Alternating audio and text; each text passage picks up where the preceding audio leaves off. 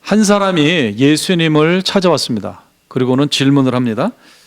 이 사람은 율법 교사다. 율법의 전문가죠. 율법을 연구하고 가르치는 사람입니다.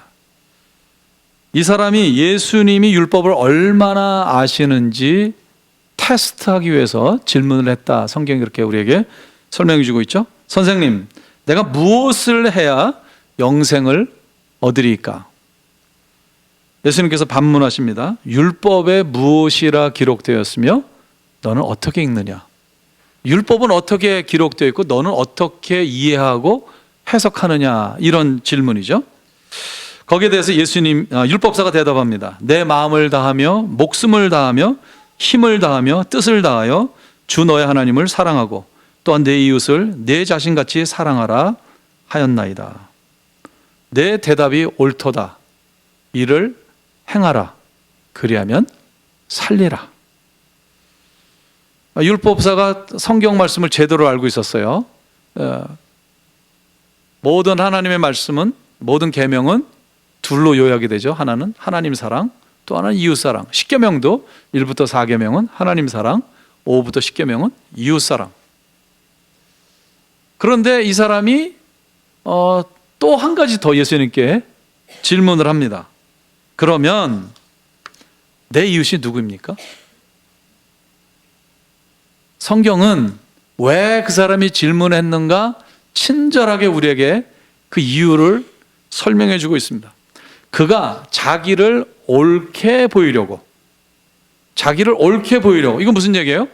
나는 마음을, 목숨을, 뜻을 다해서 하나님을 사랑할 뿐만 아니라 두 번째 계명인 이웃을 내 몸같이 사랑하라는 그 이웃 사랑의 계명도 지키고 있습니다. 이것을 자랑하려고, 옳게 보이려고 질문을 했다는 거죠. 그래서 예수님께서 한 이야기를, 비유를 해주시는데, 예수님이 왜 이 비유를 해주셨는가? 너는 그런 사람이 아니다. 너는 이웃사랑과 거리가 먼 사람이다 하는 것을 깨우쳐주기 위해서 비유를 말씀하시죠. 우리가 잘 아는 사마리아인의 비유입니다. 어떤 사람이 예루살렘에서 여리고로 내려갑니다. 그런데 가던 중에 강도를 만났죠. 가보신 분은 알겠지만 예루살렘은 해발 1000m 가까이 되는 고지입니다. 반면에 여리고는 해수면과 비슷한 해발 제로인 평지입니다. 그런데 그 거리는 별로 멀지가 않아요. 가보니까 자동차로 2-30분이면 충분히 갈 수 있는 거리예요. 예루살렘에서 여리고까지. 근데 그러니 이 1000m의 고도가 그 짧은 그 거리에 이루어지니까 상당히 가파르고 구비가 있고요. 그 당시에 나무도 굉장히 울창했고 그런 곳입니다. 그래서 강도가 많이 숨어 있다가 출몰하는 지역이었습니다. 강도들이 나타나서 이 사람의 옷을 벗기고 때려서 거반 죽게 놔두고 도망가 버렸습니다. 옷 다 벗기고 피를 많이 흘렸고, 그 다음에 높은 곳이기 때문에 해가 지면은 기온이 떨어져서 이제 저체온증으로 또 죽을 수밖에 없죠. 이 사람이 피 흘리면서 신음하며 누워 있는데 다행히 한 사람이 지나갑니다. 제사장입니다. 근데 이 사람이 강도 당한 사람을 보더니 도와주는 것이 아니라 피해서 빨리 그 길을 가버렸습니다. 도망가 버렸습니다. 그런데도 한참 지나서 두 번째 사람이 오는데 이 사람은 레위인이에요. 근데 이 사람도 첫 번째 사람과 똑같이 돌봐주지 않고 바로 그 자리를 떠버렸습니다. 이 사람은 이제 시간이 지나가니까 조금 있으면 죽을 수밖에 없는 그런 상황입니다. 다행히 한 사람이 또 옵니다. 세 번째 사람이 오는데 이 사람은 사마리아 사람입니다. 강도 당한 사람을 보자마자 달려가서 자기가 가지고 있던 기름과 포도주를 부어서 응급처치를 합니다. 소독을 하고 그 다음에 그 지혈을 하고, 그리고는 자기가 타던 그 짐승에 이 강도 만난 사람을 태워서 갑니다. 가까운 여관으로 가서 그 사람을 치료합니다. 밤새도록 치료를 하고 그 다음날 아침에 자기 스케줄 때문에 이제 떠나는데 주인에게 2데나리온을 주면서 이것으로 이 사람을 잘 돌봐주고 혹시 이거보다 돈이 더 들면 내가 돌아올 때 그것을 갚겠습니다. 참고로 말씀드리면 이 2데나리온은 한 달 정도 치료받을 수 있는, 거기에 머물 수 있는 상당히 큰 금액의 돈이었습니다. 이렇게 이야기를 마치시고는 예수님께서 바로 앞에 있는 율법사에게 질문합니다. 내가 보기에는, 내 생각에는 이 세 사람 중에 누가 강도 만난 자의 이웃이냐? 자비를 베푼 자니이다. 가서 너도 이와 같이 하라. Go and do the same.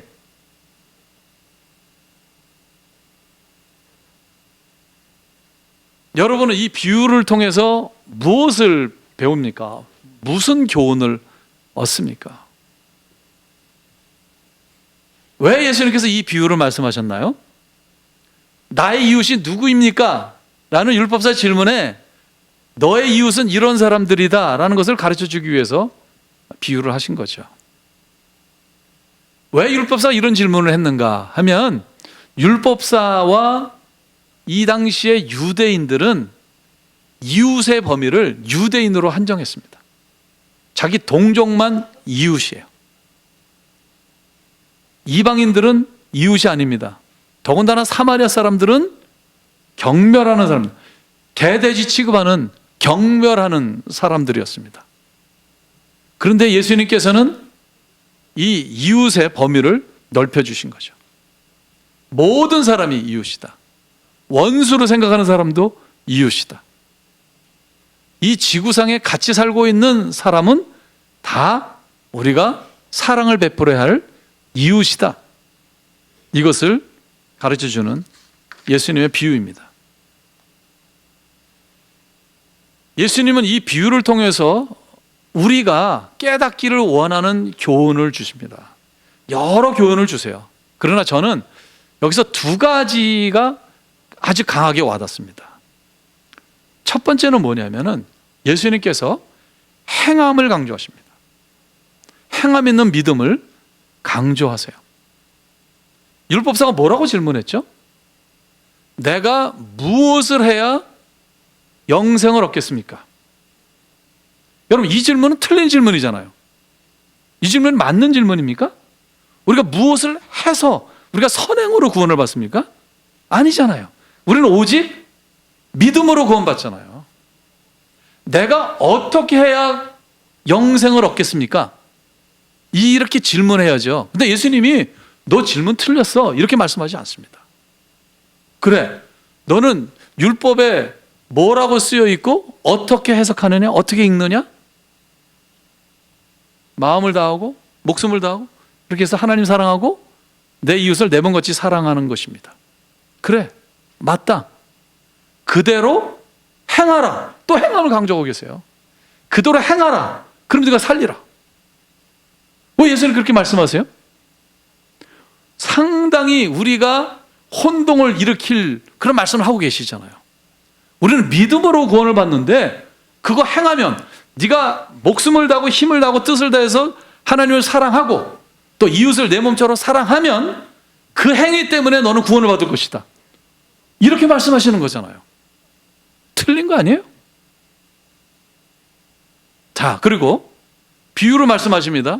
비유를 다 끝난 다음에 너는 이 세 사람 중에 누가 강도 만난 자의 이웃이라고 생각하느냐? 자비를 베푼 자니라.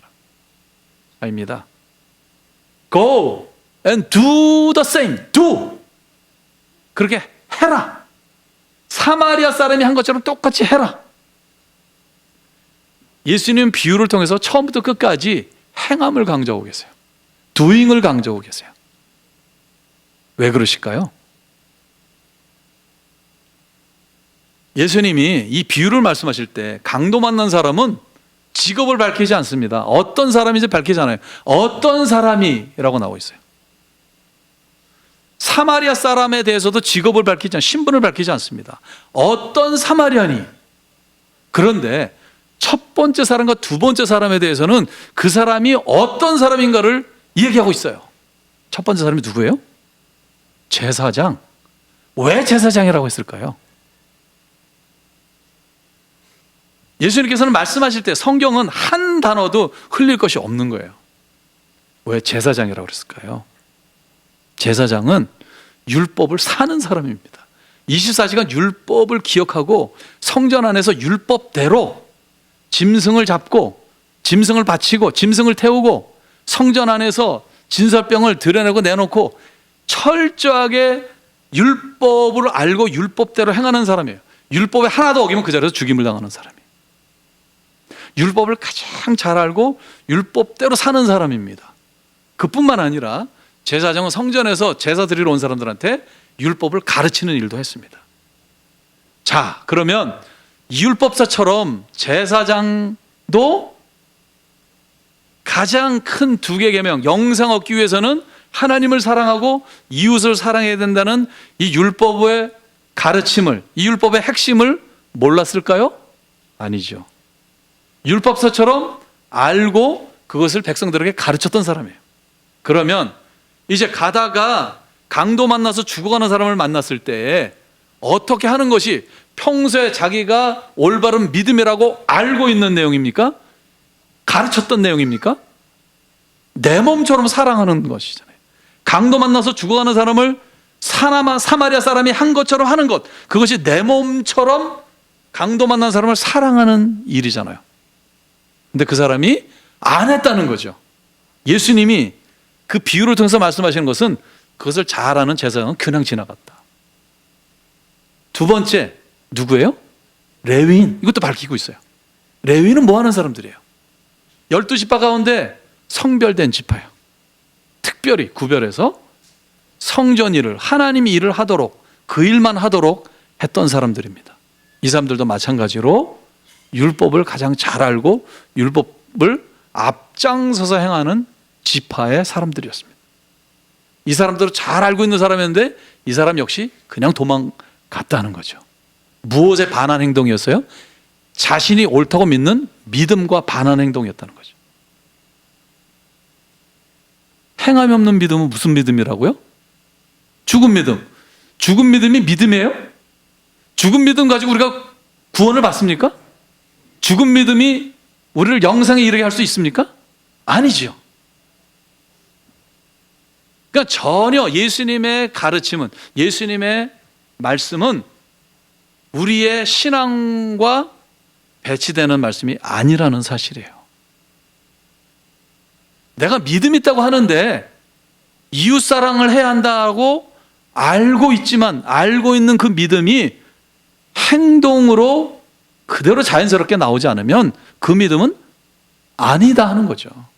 그런 믿음은 구원을 보장하지 못한다. 구원과 상관없는 믿음이다. 이것을 말씀하시는 거죠. 믿음과 행함은 동전의 양면과 같잖아요. 믿음 따로 행동 따로가 아니에요. 믿음은 행함이에요. 진짜 믿음은 그냥 삶으로 나오게 돼 있고 행함으로 나오게 돼 있다는 거죠. 그러나 비극은 뭐냐? 예수님 당시에 바리새인이나 서기관이나 율법사나 제사장이나 레위인이나 이 사람들의 문제점은 뭐예요? 달달달달 외우고 머리로는 다 알고 있지만 하나도 삶은 없고 행동이 없는, 너무나 안타깝지만 지금 이 시대에 많은 크리스천들의 모습과 다를 바가 없는, 그것을 예수님께서 지적하신 거죠. 이게 첫 번째 강조점이에요. 또 하나의 이 비유를 통해서 제가 가장 예수님께서 강조하신다고 믿고 있는 포인트는 뭐냐면은 사마리아 사람처럼 사랑하라 하는 것입니다. 이웃사랑이 뭐냐? 이웃사랑을 눈으로 보는 것처럼 설명해 주신 게 뭐냐면 그 사마리아 사람이 강도 만난 사람에게 했던 거예요. 길을 가다가 다른 두 사람은 도망가 버렸는데 오히려 더 빨리 그 사람에게 달려가서 자기가 가지고 있는 것 가지고 응급처치를 하고 그 사람을 짐승에 태워서 자기가 강도를 만날 수 있는 그런 위험한 상황인데 거기서 이 사람을 가장 가까운 곳으로 데려가서 밤새도록 간호하고 또 그 사람 필요한 비용까지 치료비까지 다 내고 나머지 그 이후에 발생할 비용까지도 자기가 다 부담하고. 학자들은 아마 이 사람은 무역하는 사람이 아니었겠나. 사마리아 사람이 왜 예루살렘을 가고 예루살렘에서 여리고로 갑니까? 특별한 목적이 있는 사람이죠. 자기 스케줄이 엉망이 되면서 자기 시간을 허비해가면서 이제 한 거죠. 이웃사랑의 기준이 뭐냐? 이웃사랑의 기준은 내가 나를 사랑하는 것처럼, 내가 나를 사랑하는 것처럼 다른 사람을 사랑하는 것입니다. 우리가 왜 못하는가? 왜 사마리아 사람처럼 그 이웃사랑이 안 되는가? 나를 더 사랑하기 때문이죠. 내게 너무 소중하기 때문에. 내 생명이 소중하고, 내 돈이, 내 물질이 소중하고, 내 시간이 소중하고, 내 성공이 소중하고, 내 스케줄이 소중하기 때문에 다른 사람의 이거 도와줘야 되는 일이 있음에도 불구하고 그것을 우리가 못하는 것입니다. 이웃사랑은 내가 잘 알고 있는 사람, 나와 가까운 사람, 내 마음이 가서 꼭 도와주고 싶은 사람이 아니라는 사실이죠. 사마리아 사람과 강도 만난 사람은 서로 모르는 사람이에요. 생면부지의 사람이에요. 오히려 이 사람은 유대인이에요. 나를 경멸하는 사람이에요. 나를 사람 취급하지 않는 사람이에요. 내가 이 사람을 사랑할 이유도 없고 사랑할 의무도 없고 사랑하고 싶지도 않고. 그런데 사마리아 사람이 이 강도 만난 사람을 도왔다는 거죠. 사랑했다는 거죠. 이게 예수님이 강조하는 포인트입니다. 우리는 이 비유를 통해서 이웃사랑의 힘이 얼마나 큰가 하는 것을 우리가 깨닫게 됩니다. 이 사마리아 사람의 그 사랑은 죽어가는 사람을 살렸습니다. 몇 시간이 지나지 않으면 이 사람은 죽는 거예요. 만약에 사마리아 사람까지 그냥 갔다, 그러면 이 사람은 죽는 거죠. 사마리아 사람이 도와줬기 때문에 이 사람은 살게 됐어요. 이게 이웃사랑의 힘입니다. 항상 그렇습니다. 이웃사랑은 생명을 살립니다. 지금도 아프리카에, 남미에, 아시아에 굶어 죽는 영양실조로 죽어가는 아이들이 있잖아요. 예방접종을 제대로 받지 못해서 약품이 없어서 죽어가는 아이들이 있습니다. 이 아이들은 실제로 50센트의 약품이 있으면, 주사를 맞으면 사는 애들이에요. 일불이 있으면 살 수 있는 아이들이에요.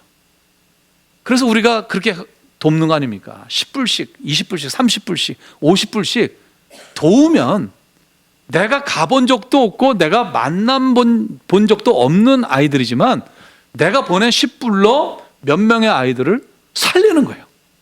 실제로 이웃사랑은 생명을 살립니다. 여러분, 생명보다 더 귀한 게 어디 있습니까? 천하보다 더 귀한 것이 인간의 생명인데, 이 인간의 생명을 이웃사랑은 죽어가는 사람을 살린다는 거죠. 야, 사마리아 사람의 사랑 대단하다. 우리는 그렇게 느껴져요. 정말 대단한 거예요. 앞에 두 사람이 정말 우리들의 모습에 가깝잖아요. 그런데 사마리아 사람은 이건 정말 대단한 사랑이에요. 그러나 따지고 봅시다. 이 사람이 얼마나 값어치 있는 거를 이 사람에게 줬어요. 돈은 두 데나리온이에요. 두 데나리온, 건장한 사람의 하루 품삯이잖아요. 원 데나리온이. 그러니까 그렇게 큰 돈이 아니에요.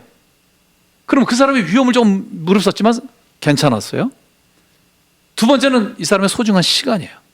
시간이라고 해봤자 24시간도 안 되는 시간이에요. 한 12시간, 13시간 정도 되는 시간이에요. 그 정도의 시간과 그 정도의 물질을 투자했는데 사람의 생명을 살렸다는 거죠. 이게 이웃사랑의 힘입니다.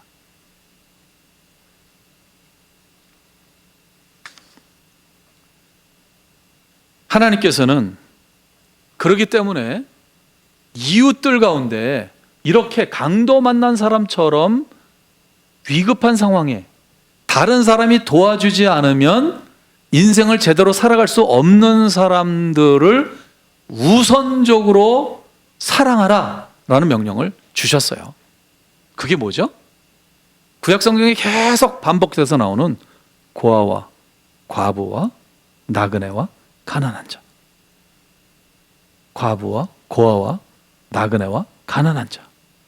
이 사람들을 우선적으로 돌보라는 거죠. 지금도 이 사람들은 살기 힘들어. 그 당시에는 훨씬 더 힘들었죠.